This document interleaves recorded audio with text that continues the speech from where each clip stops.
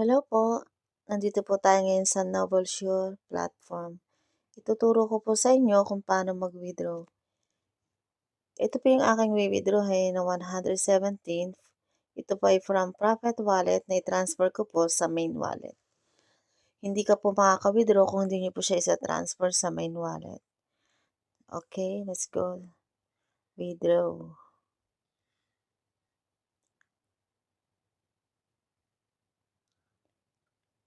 USDT, USDT. Ito nga ba yan? Check amount, 100. Oh, hindi ito yung gagamitin kong wallet address. So, change. Ito yata yun. No, again, change. Ano ba dito? Yes.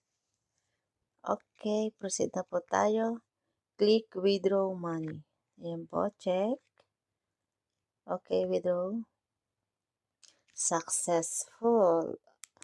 Yan lang po, ganun pong kadali ang mag-withdraw dito sa ating NobleSure platform. See you next time.